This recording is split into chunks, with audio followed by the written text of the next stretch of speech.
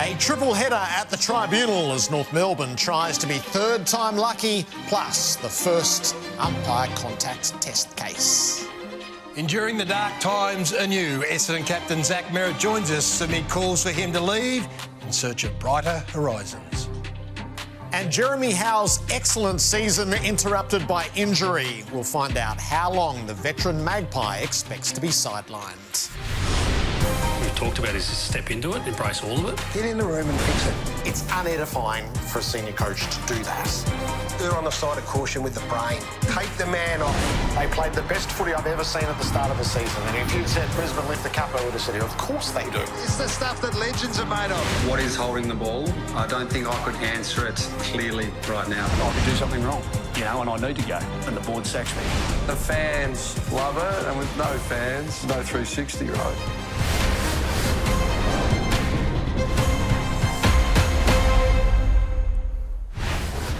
It's coming at us from all angles this Tuesday night, and I do mean all angles, Gaz. Welcome.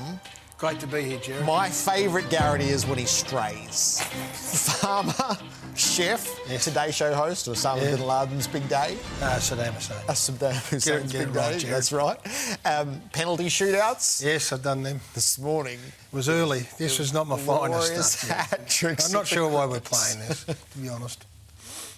8 for 26, the West Indies. Scott Boland's got 2 wickets in 2 balls. He's now bowling to Warracan with 1, 2, 3, 4 slips, a gully, a leg slip and a short leg. In he comes. And he's bowled him! Bowled him! Bowled him! Hat-trick to Scotty Bowler. What about that? The Victorian! Get him up here, I want to poof him! It's just disgraceful. That's the first time I've seen that, Gerard. That was very early in the morning. The cricket was crazy. I left the desk to get into the studio and they were just starting their innings. They were 3 for none by the time I'd had my cup of tea. I woke up at exactly the right time, turned on the telly, turned on the ramble, and I got the whole lot in one go. It was... Crawls. I'll give you a ring later, Crawls. Are we going to spend our summers together now, as well as our winters? I think that's what that's all about. I think I'm on the way. All right, here's what we have lined up for you tonight. Our players, Zach Merrett and Jeremy Howe, who are both in the news at the moment. Ray Chamberlain, so Razor will run his eye over what Simo and Horse laid out last Wednesday night. We're due at the tribunal in a moment's time. The midweek tackle, so all the news angles that are running ahead of round 19, Lauren Wood will guide the way there. And then tomorrow night, Simo and Horse are back together. Jonathan Brown from Vegas and Jake Stringer, who's about to come up against his old side. He's going to join us at the desk. That'd be great. That'd be awesome chat. And Mon Conti will be here as well, as the AFLW tickets are about to go on sale. All right, Gaz, the tribunal. I've been totally distracted by this. You have been very fired up about this, so I'm interested. So the agenda for a good few hours is going to be based at the AFL tribunal. It takes in a few things. The first test case for umpire contact and the direct referral. It's a key night for a line. That has the greatest impact, I think. The most contentious case is Tristan Sherry. The North Melbourne side has been on the wrong end of a few of these. They'll try their luck again shortly.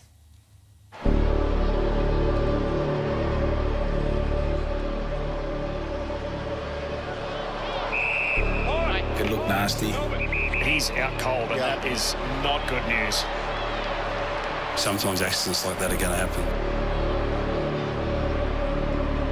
My flinch reaction was accident.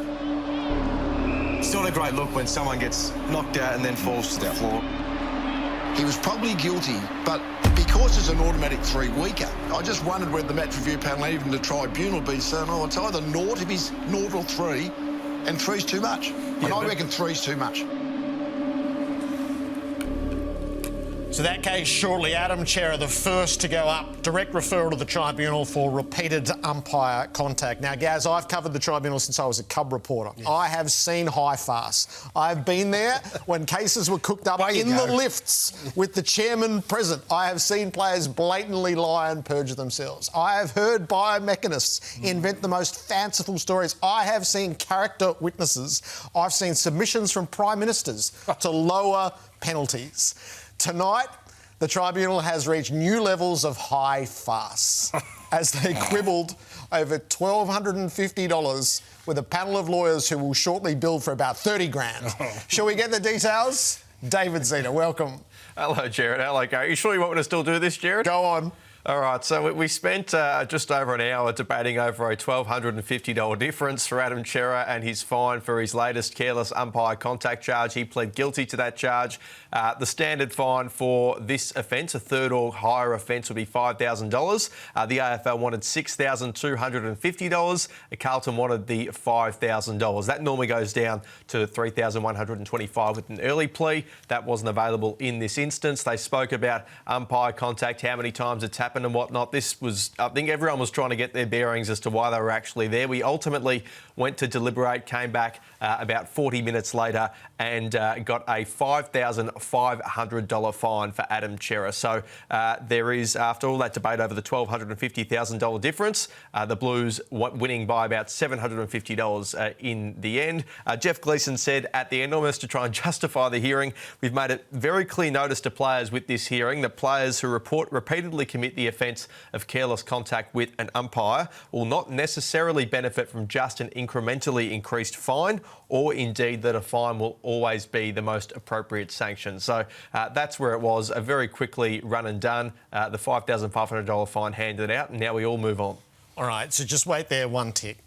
So I don't dismiss the broader principle, which is important. Yes. Yep. It has gone too far, and the AFL is duty-bound to its umpires to find a way to reduce it. The only way to do that is to confront players.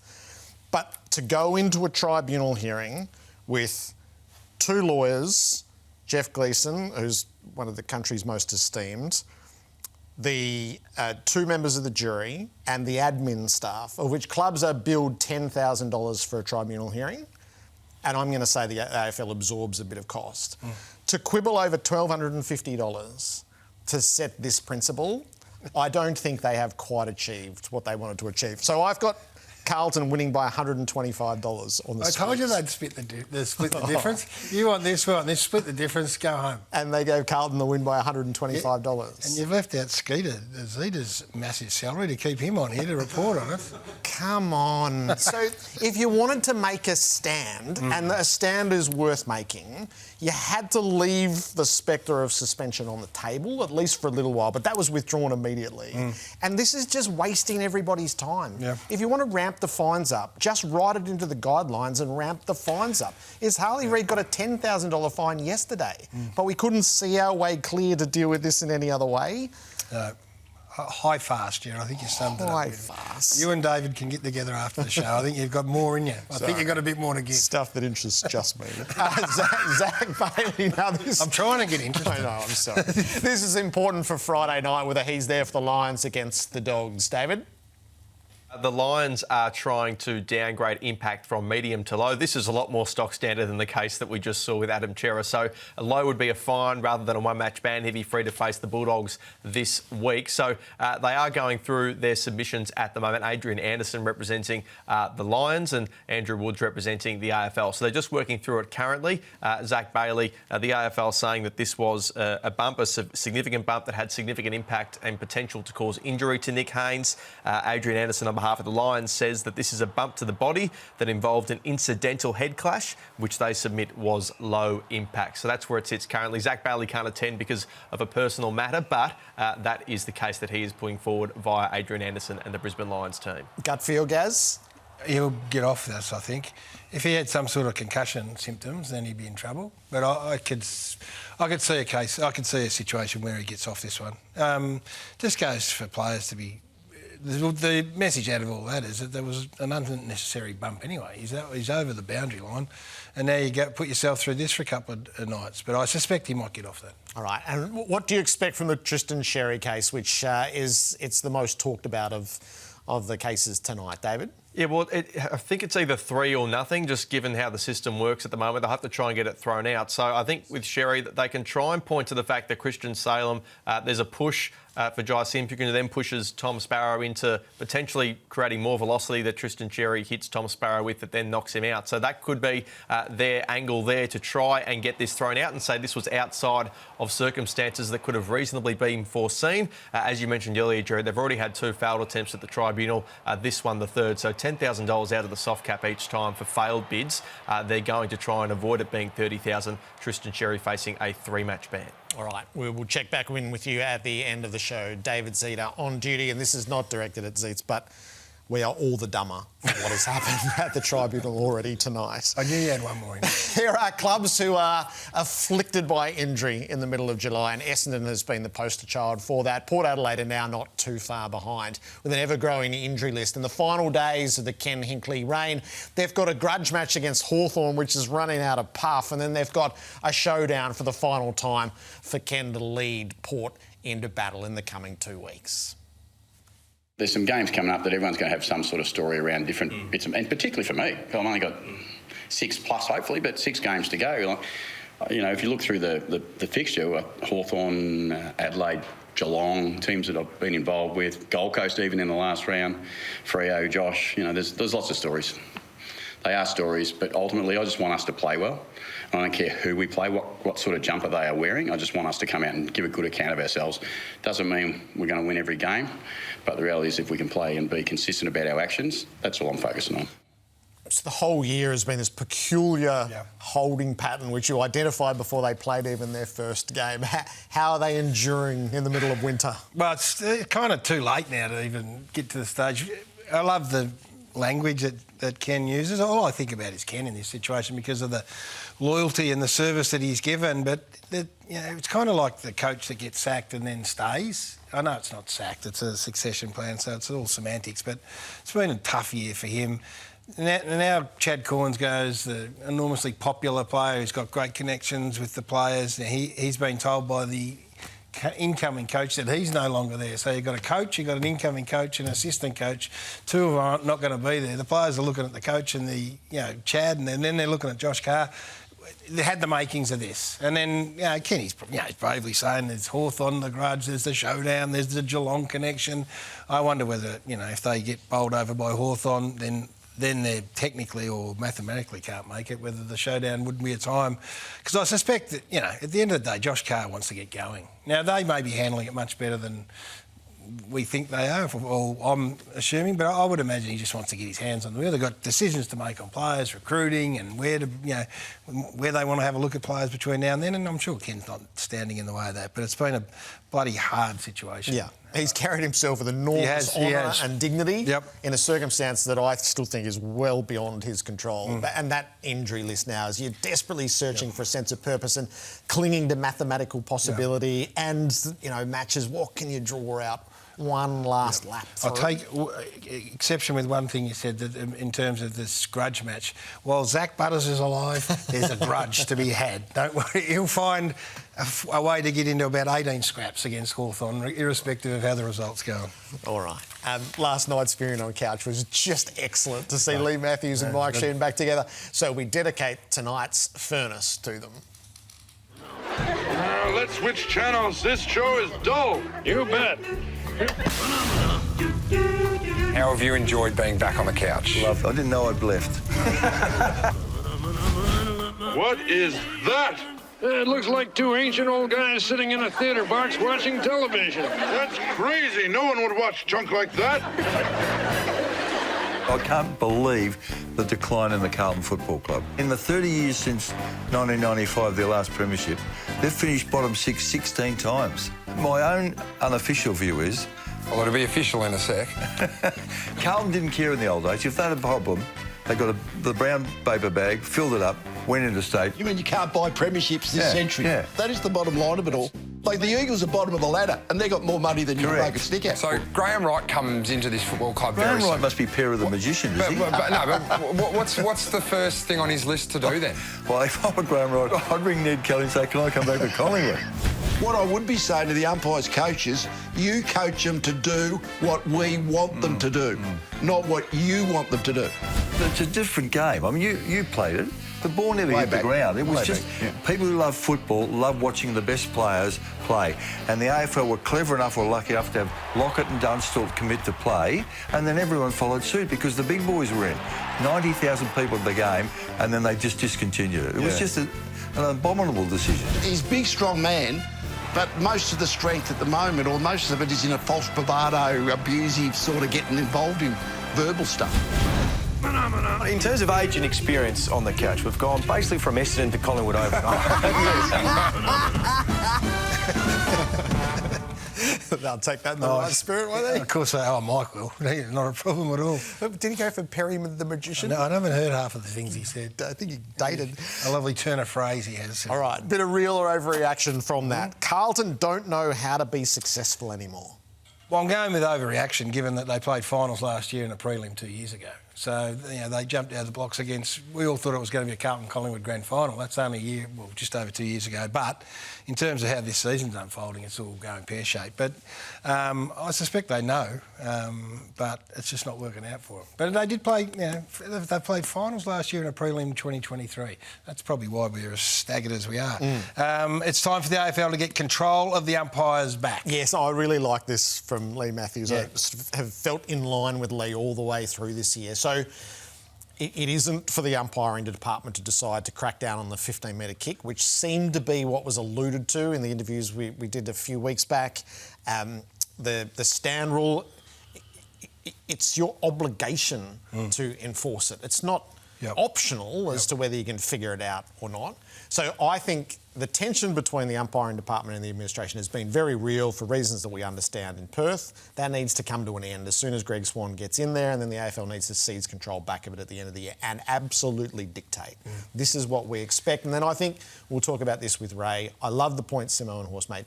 There has to be a project undertaken to simplify the rules. Yeah, streamline. It just has to happen, and that's the AFL's responsibility. The big boys can reignite Origin. Yeah, that is real. I mean, the players need to take control of this and continue to push it really hard. So they mentioned Plugger and Dunstall. I don't know whether they were driving it, but they said yes, and that's all you needed. So this incarnation is Bontempelli, and it's Dacos, and it's Pendlebury. Pendlebury would play for Victoria if this was... you'd just pick him because he would drive the standards. Cripps for Western Australia, get all those big names involved. And we've talked to all of them. We had Toby Green last week, who... was that this week? No, last week, who said absolutely he's in. Took Miller said he couldn't wait. So everyone we talk to says they're in. So if they're driving it passionately, this is a real chance. His use of abominable decision was outstanding, Mike. The last one to you. Harley is all false bravado. I think this is right. I think this is real. So the first 8 to 10 weeks of Harley Reid, when he just arrived like this phenom, he was the most popular player in the league for the way that he conducted himself. He's a long way from that. I was thinking back from what Andrew McQualter said. I wonder if Harley should go back and just watch the way he started, watch those highlights and the joy of the game that he embodied in the first 10 weeks. And then, for all sorts of reasons, it's got hard, and he's doing everything other than playing.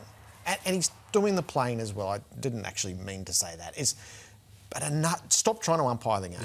Stop getting into street fights along the way and get back to the joyful footy that was in his first 10 weeks, which was so eye-capturing. I know exactly the game. You can get the Melbourne game out where he stiff-armed Petrarca and stiff-armed Oliver and then went and kicked the goal. It was a goal of the year in the end. It was close enough to it. So that's a great idea. The other thing is, the players around him, he needs a strong hand around him, and for whatever reason it's not there at the moment.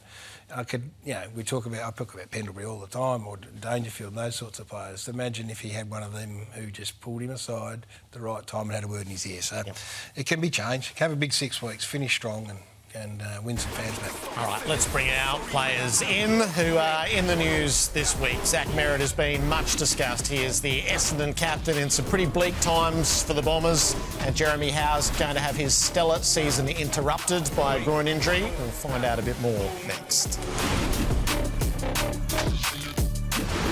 The Turning Point, brought to you by Ashley and Martin. My sweetest friend. Trying to put on a sort of brave face and be positive and upbeat, which is what you need to be as a leader. But it's getting sort of hard to deny it's not flattening. what's happening at the moment. For the team and the club, I can't think of a situation like this in my time in footy.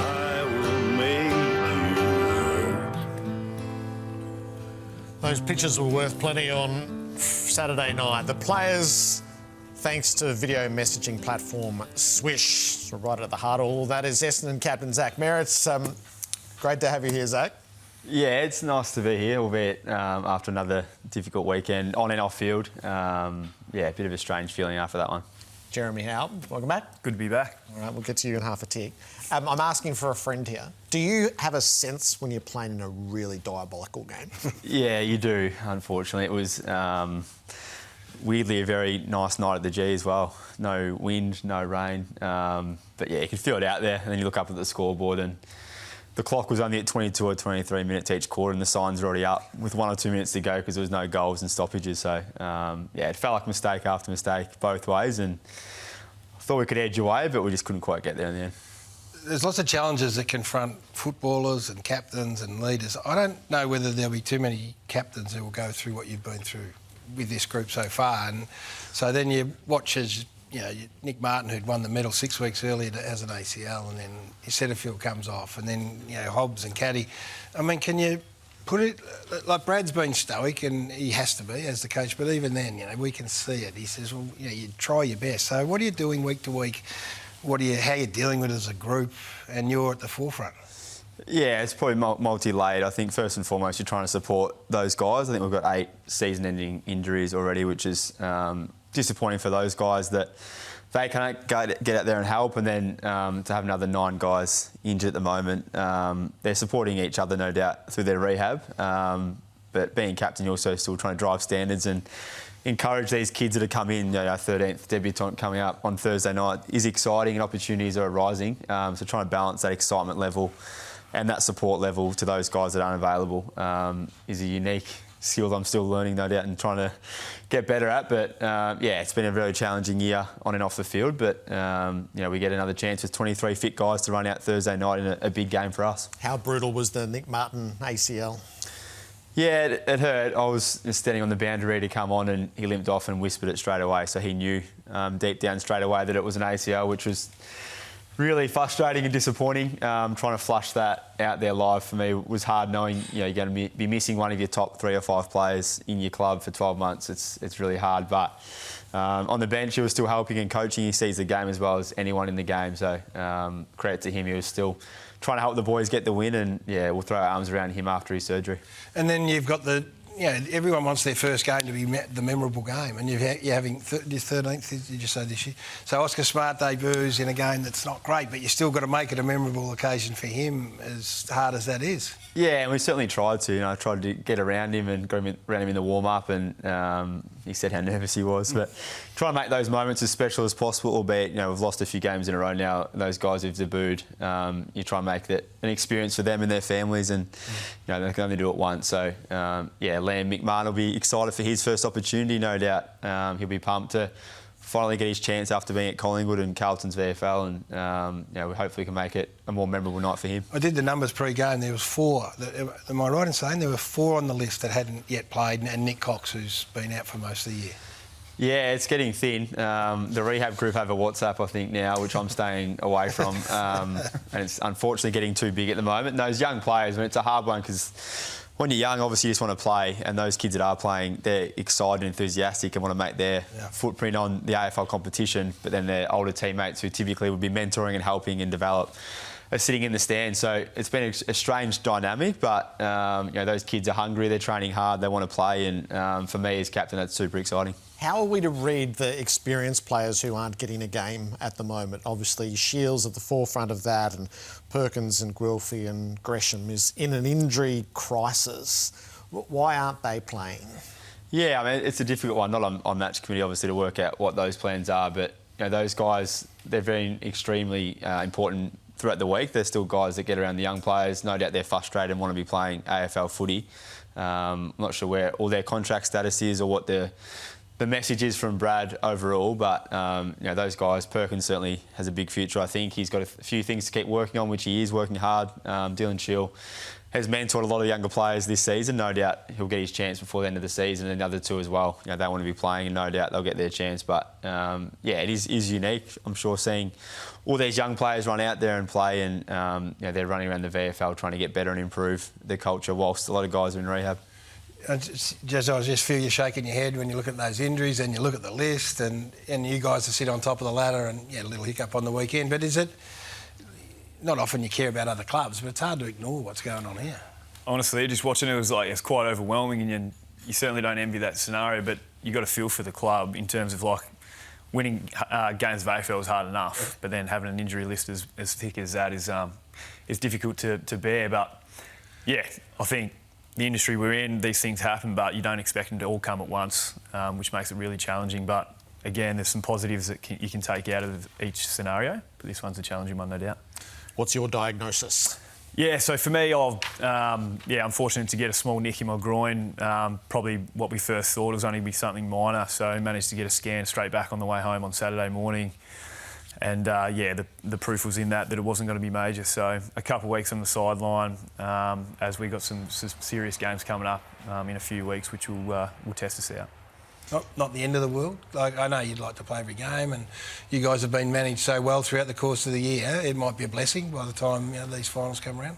Yeah, I'm not shattered that I'm missing 2 weeks. Yeah, I understand what's coming up and what's next for us. So, you know, for me, the plan was I was probably going to miss one anyway at some stage before finals came around. But yeah, to miss 2 in a row is not ideal. But for me, get a freshen up, don't get the bash and crash of what the game gives, and get myself cherry ripe for Brisbane. Were you saying you haven't had the whole defensive group or the first choice defensive group together at all this season? Yeah, you're right. So for us, whether it's been injury, Houston suspended at the start of the year, we actually haven't had our full collective of backs aligned at the same time. So one in, one out, with the likes of myself, Maynard, Darcy Moore, Houston out.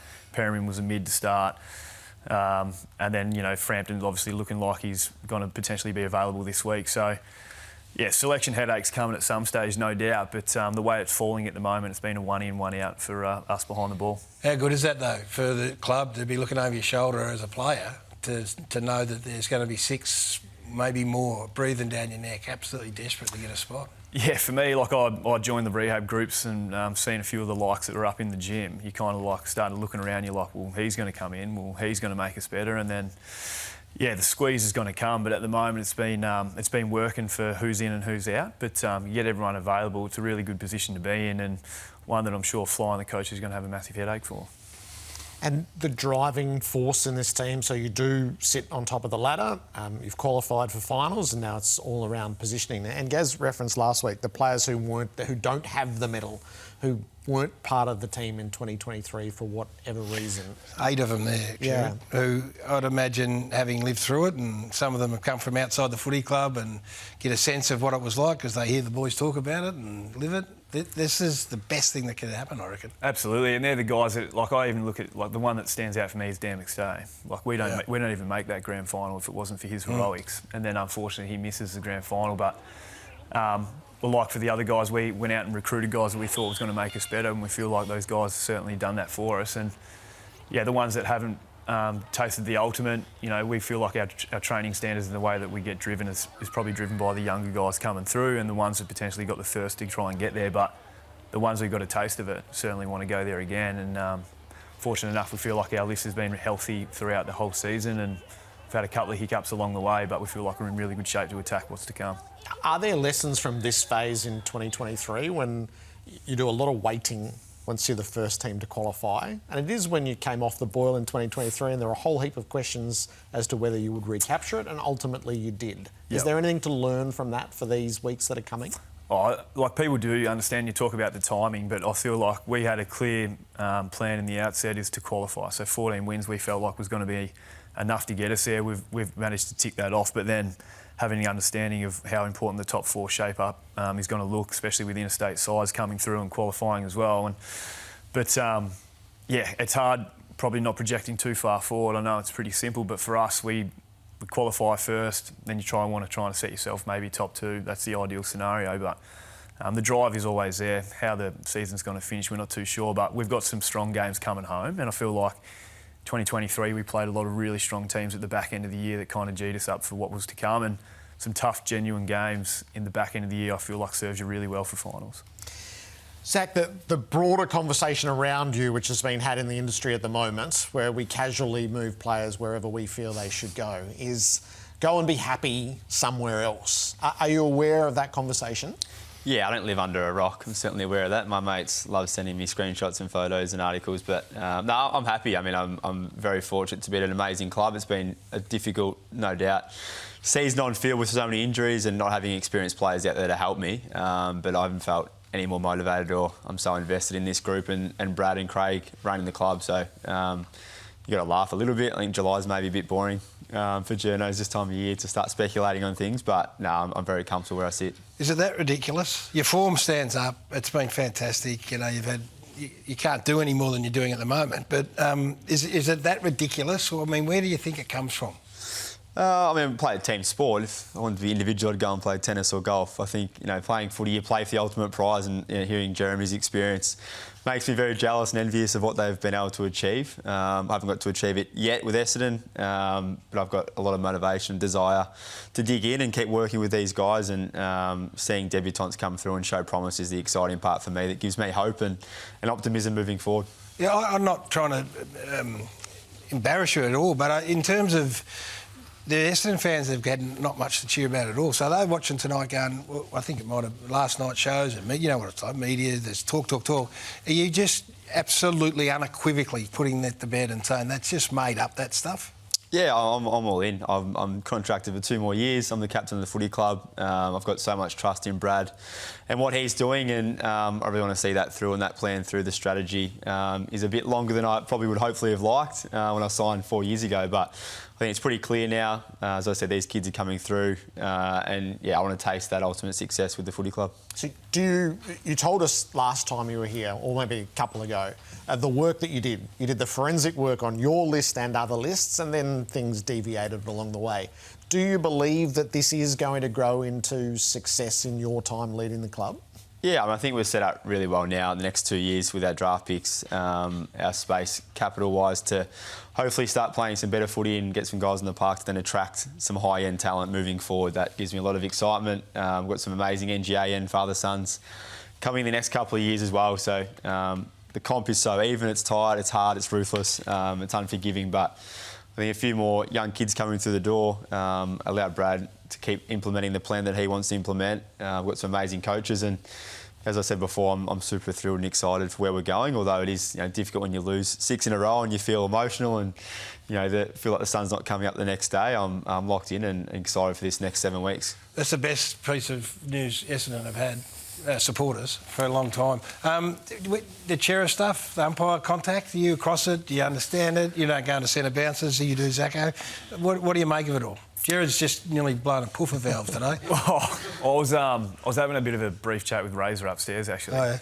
And he was firing a few curly ones at me. But I think the ones that are where you're blatantly using the umpire for protection, I think they're the ones that can be potentially stamped out, and they're the ones that are a bit more obvious. The accidental trip over, clashing feet, you get nicked. We had an example. Harry Perriman didn't even know that he hit an umpire 2 weeks ago, and he just got a $1,500 bill in the mail. So stuff like that, I can't understand why we bother. There's 4 umpires now. They get themselves in some pretty sticky scenarios and where they sit. But around stoppage is really difficult. But a guy's manipulating where they're standing potentially, because we find wriggle room in whatever gets presented. But I think the ones that look pretty obvious are easy to fish at. That was directed right at you. Straight between the eyes. Yeah, I mean, no doubt midfielders use it, especially when you're getting tagged, as a little gateway for a little block where possible. I think we've got to look after the umpires. Will you change your behaviour? I was definitely cautious after the bye. I got one against Freo pre-bye as well, which I didn't even realise, similar to Perriman. Got an email saying I got a fine. So I think as players, we'll adjust quickly as long as it's really clear on what is accepted and what isn't accepted. I think there's still room, from accidents that unfortunately do happen around chaos when there's extra numbers from both sides around the ball. It's hard for umpires to get out, but I think we'll adjust quickly as we always do. You've each got games with a greater cause. Yours is the challenge game, which we've come to well know throughout the years, and this is the T-shirt. So Matt Guelphy last year had the fingernails painted for one of the young girls that he'd met who was suffering with cancer, and that was one of the most beautiful images of last year, and it's captured here rather perfectly. Yeah, it's a game that we absolutely love being involved in. I think it's fitting we're playing the Giants, and Jake Stringer, who's done a power of work with challenge behind the scenes. He'll never publicly say that, but he spent a lot of time and energy with those kids, so it doesn't go unnoticed for what Jake has done the last 5-10 years. But yeah, Dave Rogers, it's been 38 years now with challenge, 20 years with the slumber party the other night, which was incredible. 300 kids there, Andy Lee, some footballers, some netballers, a bit of everything, and yeah, it was an incredible night to get around the kids and give them a smile. And I've little Josh signed and coloured my boots in for Thursday night, and he told me to pick heads last week, and it was heads, so he helped me out a little bit there. Boots and jumpers are auctions, so you can get the QR code there and away you go, and there's no greater cause than that, so well done to everyone involved. And you've got the Magpie Nest game. Yeah, absolutely. I feel like that's a great connection that we have in Burke Street in the city, in the CBD, supplying meals to the less fortunate, and something that we've been doing for a long period of time. And the young guys get the experience to go through there, especially when they come into the club for the first time. But then, you know, experienced guys get in there, they tip in as well, and just simple things like a $5 donation supplies a meal for the less fortunate. And I feel like the club's been a real big support in that space. It goes both ways. The guys get a lot out of it, but I feel like the upside is huge. So get behind it. That's a great thing. QR code there too. Only $5, and that's a meal. So that's a worthwhile exercise. So club's doing great things. All right, hurry back. We look forward to seeing you, maybe in the Brisbane game. And Zach, endure. Well done, well, as best you can. Fantastic. Great to see you both. Zach Merrett and Jeremy Howe, our players tonight. Razor's Edge with an eye towards this umpire contact and the positioning, and Simo and Horse having spent time inside the umpiring setup. You need to calm down. We don't talk to one another like... Look at me. You know what to see. It's not a subtle point we're making with the music here. Get out the way. So after Razor took us through positioning last week and Simo and Horse on all the possibilities, that's how it all went awry on Thursday night. Just about scripted that, couldn't he? I don't think there'd been any more time dedicated to where you shouldn't stand in the history of a week, and including you, Razor Ray. And then we just, unfortunately, didn't quite get it right. No, we didn't. G'day, guys. How are we? Welcome back. Good. Thank you. So basically, yeah, what a way to kick the week off. I was late home. I'd been to the gym with Scarlett, and my phone blew up. So I raced in, rewound, started, and there it was, Gary.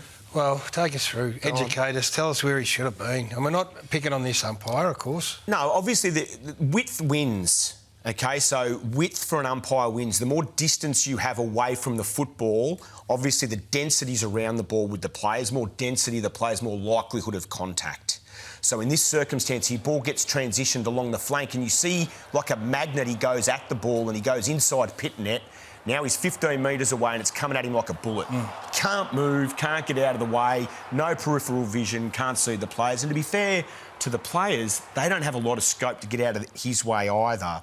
So in this instance, if we roll that back and we have a look, if our umpire in that circumstance, rather than going at the ball like a magnet, goes right of screen, because you want to try and get side on to the play, but heads the other side of pit net and comes back towards the top of the 50-metre arc, you're going to be far better off. If we stop it there, pull him out, imagine he's there and the kick goes in, no drama, no harm, no foul. Width will always win through the mid-zone. And I think we've got a couple of examples of this to have a look at in a second, where we see our umpires implement a way better running pattern, get everyone in front of them, and we don't have any contact happen. Can I just say this, though? Like, it's a fluid game. It's continuous in nature, and we don't get, like with the NFL and NRL, reset.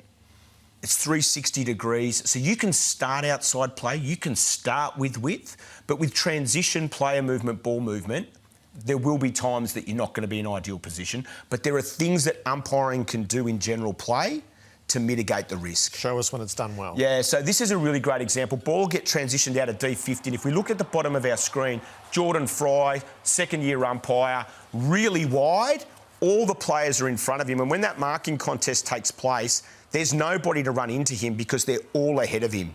That is a perfect setup, okay? The ball is only going to come to him in a long dump kick, 50 metres, so you've got time to adjust.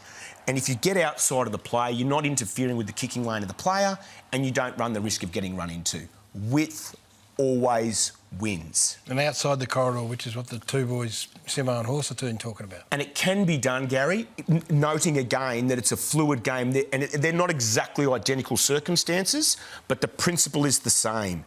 Width will always win. What did you think of the Adam Cerra scenarios that's played out tonight? Yeah, look, this is a really challenging one. So in general play, and I've shown two examples here, because it's a collaboration between the players and the umpires to try and mitigate this risk of contact. In general play, I think the umpires need to be more curious, open-minded and change the things they're doing, like we saw in the second example. At stoppage, this is on players. So does the game say...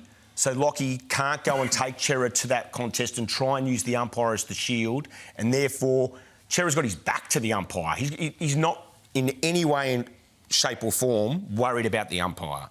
He's doing his job. We understand that. So does the game need to say to stop this? If you go behind an umpire, there will be a free kick and a fine. An exclusion zone. It's an exclusion zone because otherwise they will keep doing this. And here's my point around it. Do we believe concussion is a serious issue? Yes. We've had 4 umpires concussed with player contact in 12 months. So if it's a serious issue for players, it's a serious issue for umpires. So get out of the road so that they can get out of the road. Yeah, and that's more likely to be successful than going to the tribunal and quibbling over $6,250, $5,000 and settling at $5,500. I've loved having you back. Only the lawyers won tonight. Now, Simo and Horse spent time inside the umpiring department and laid out some scenarios, including some recommendations. So you watched this segment. What grabbed you? Yeah, well, I loved the fact that they spent time. So in my 20 years umpiring AFL football, we had some former coaches come and speak and give us some education and those sorts of things, but it's not commonplace to see them. So I love that they were curious. For me, I loved there were 3 bits. Obviously, the rebuilding piece around the team. It's not even just the fact that there are 13 out of 42 listed umpires that are started this year with 2 years or less experience. It was their apprenticeship was taken away from them as well. So during COVID, they weren't umpiring footy in state leagues and what have you. So understanding that there is a significant proportion of umpires who are learning their craft in the most challenging environments. Feedback I got from it all was the 19 bits of information they had to process to work out whether someone had come into the exclusion area. Yeah, I went and watched my daughter participate at gymnastics, and I remember the first session she ever did, and it was forward rolls, Gary, and she's got to a point where she's doing round-offs and flips on a beam. So what I'm trying to say is there is a progression in umpiring where you do learn skills and rules and laws that become somewhat automated. Before stand, we still had set kick control. There were 16 steps, not 19. So there is some bits and pieces that have become more convoluted, but these are part and parcel of umpiring. And I think, look, you look at that and you read it, and if you've never seen it, it'd blow your mind. It's visually confronting. 19. Yep. But most of them are really simple stuff. Not 16, Razor, 19. No, so 16, Gary, was before stand. Oh, so now 19. Yeah, just a couple of add-ons. Do you think you could write a 20-word law that would actually do the job? So understanding contextually what this is exactly what you're referencing. So how do you apply something versus how it's written out in a flow chart and different happenings that take place. And that's what comes down to the spirit of the laws. If you read the laws of Australian rules football, there are the A, B, C, D, all the way down to H. But at the top, there is the intention and the spirit, and that's what we're referencing in this. And the umpires are aware of what that is. It is a challenging game, but why does that... So the last bit about this is, are the rules too challenging or difficult? It's driven by player behaviour. So if let's have a look at, say, for instance, I know we want to talk about high contact, and we've had different players who have had to carry the cross, and at the moment it's Nick Watson.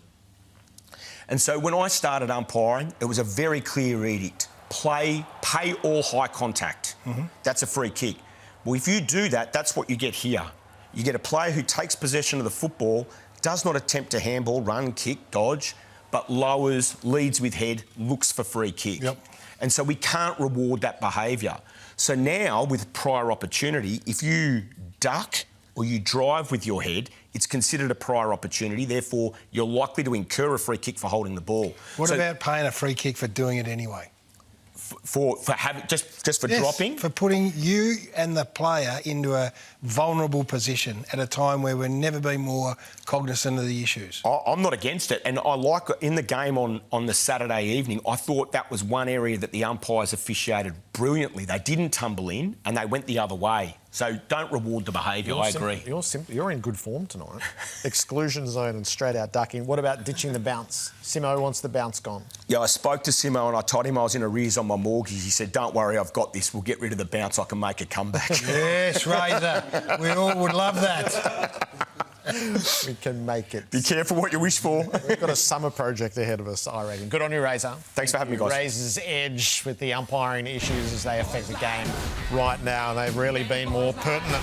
Simo and Horse are back with us tomorrow night. They'll be together in Sydney. How will they make us smarter ahead of round 19?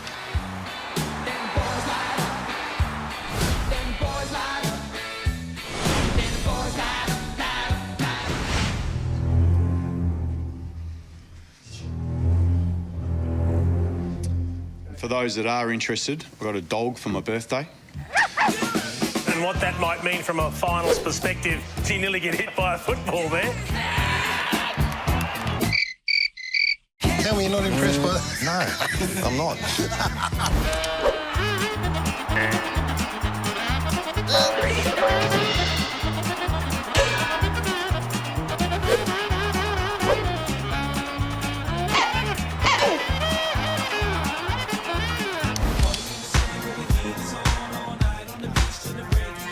Hair's just been fixed by Fletcher, I think. You'd like that, Jace? Oh, I can't believe you went there. You are a fan of people with great hair. He almost missed his foot. Reminds me of Chief down the front beach at Portsea back in the day. It was my anniversary today, which I didn't realise. I got the arse on this day last year.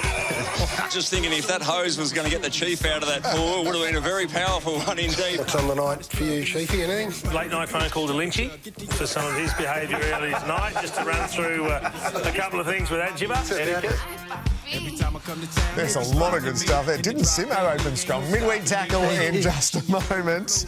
This is the jumper and the warm-up top the Blues will wear on Saturday night. It's the 10th annual Carlton Respects Game, raising awareness for gender equality for the prevention of violence against women. Tickets for the Blues and Demons games there on the QR code. Let's head to David Zito for the latest on tonight's tribunals. Welcome back, David. Hello, Gerard and Garry. Where are we up to? It's deliberation for Zach Bailey at the moment, so we'll know shortly whether he can or cannot play against the Western Bulldogs. The Lions are saying that this was primarily a bump to the body with incidental head contact. Some toing and froing about what the guidelines say about incidental head contact there with Adrian Anderson. The AFL says the potential to cause injury here means it's at a minimum should be medium impact, and they say he tucks his right arm in and leans into Haynes. So the Lions went through 7 examples of low impact incidents and say that Bailey sits comfortably within these. We'll know pretty shortly whether or not the tribunal agrees, Gerard. All right, you'll be back during midweek tackle. Gaz, I can't wait to see where you're straight tomorrow morning. You got anything more you want to get off your chest about the Adam Cheris? Leave it at that, Joey. Lauren Wood's got us for the midweek tackle.